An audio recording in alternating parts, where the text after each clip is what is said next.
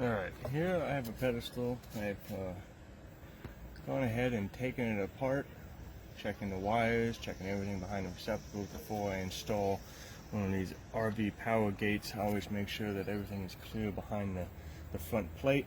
On this particular pedestal, everything's pretty tight in there, so I want to make sure all the wiring and everything is moved out of the way.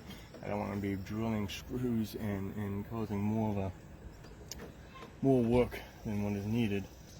Now, the biggest concern is when it comes to one of these Camco heads, placement heads. This is one of my RVTM 50 amp boxes with a Camco head on it.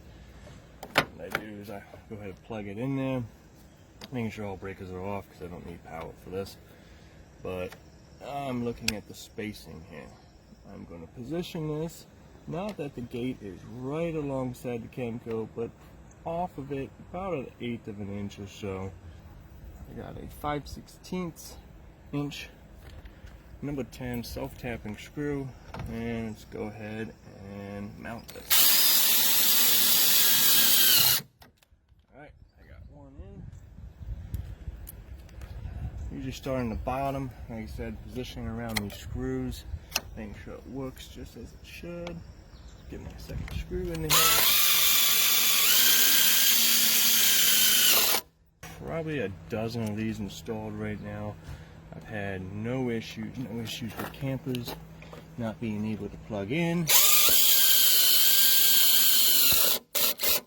course, with that, because no one's had any issues plugging in, I've also had nobody trying to vandalize them, destroy them, rip them out.